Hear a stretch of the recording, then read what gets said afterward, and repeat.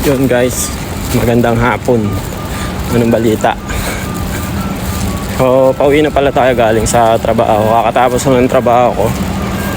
Time check ay mga 5:20. So, daan muna tayo sa Philippine Store.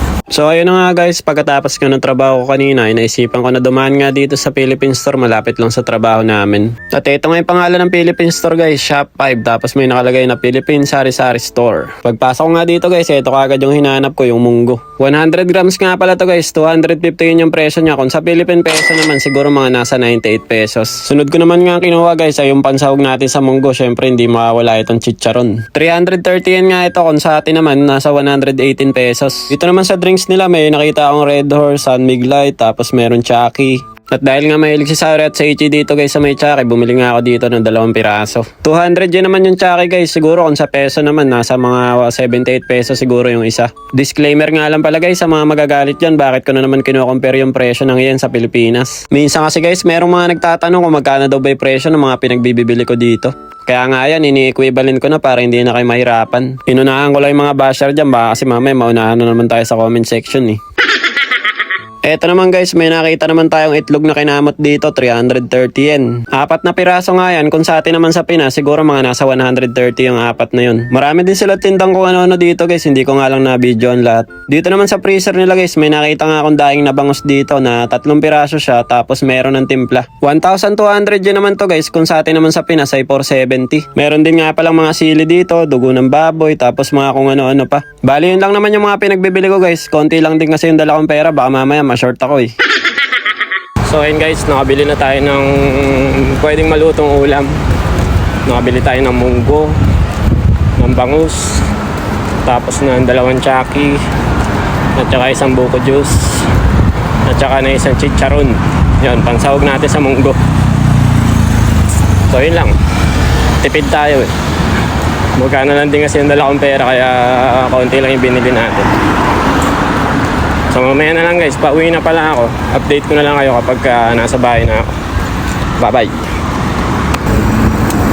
Time check guys, alas 6 na ng gabi, 6:50 na. Pauwi na tayo. Bago pala ako umuwi kanina guys, dumaan muna ako saglit dito sa may iyon para bumili ng baboy para sa pansahog natin to sa may munggo natin. Mga 1/4 nga lang yung kinuha ko dyan guys kasi pansahog lang naman natin to kapag nagluto tayo ng munggo. Tapos ito, hindi ko alam yung tawag dito, isasahog ko rin yan guys kasi mukha siyang kikiam eh.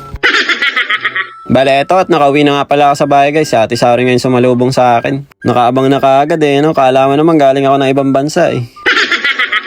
At si Saiching makulit nga guys ay natutulog. Kanina pang araw natutulog yan, hindi pa gumigising eh. Eh si Bochog niya naman guys, ayan, pag-uwi ko nga kanina, natutulog rin sa balikat ni Mami Cherry, kaya hindi ko muna rin ginising. Niloloko nga si Mami Cherry, sabi ko nakalive ako, kumaway ka muna eh. Ay hindi maloko, alam na pinagtitripan ko lang eh.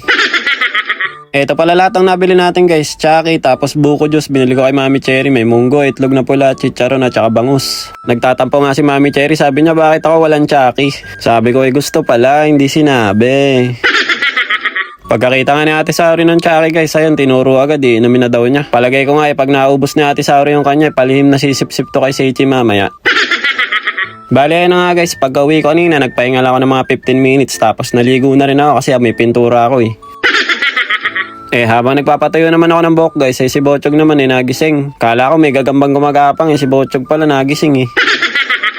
Oras na makawala talaga yun eh, sa kusina niya nahahanapin. Siya nga pala guys, hindi na nga pala ako pinagluto ni Mami Cherry. Dahil nga kahapon hindi ako nakapasok dahil nga nagkasakit kami ni Mami Cherry nung isang araw. Eh kahapon guys, nagluto kasi ako ng pork curry eh, medyo madaya pang natira kaya ito na lang muna yung inulam namin. Buti na nga lang kahapon guys eh, medyo nag-okay na nga yung pakiramdam ko kaya nga ngayong araw eh, nakapasok na ako. Kaya salamat pala guys sa lahat ng mga nag-comment, ng mga nag-aalala sa amin, mga nag-PM, nag-message. Na-appreciate namin lahat yun guys, hindi na nga lang kami masyadong makapag-reply sa inyo dahil nga ang dami na natin. Pero wag kayong mag-alala, kami lang naman ni Mami Cherry yung nagkasakit, tapos yung mga bata hindi naman sila nadamay. Tsaka nung mataas kasi yung lagnat ko guys, sumiwalay din ako ng higaan, doon ako sa labas natulog. Hindi sa labas ng bahay, sa labas lang ng higaan namin.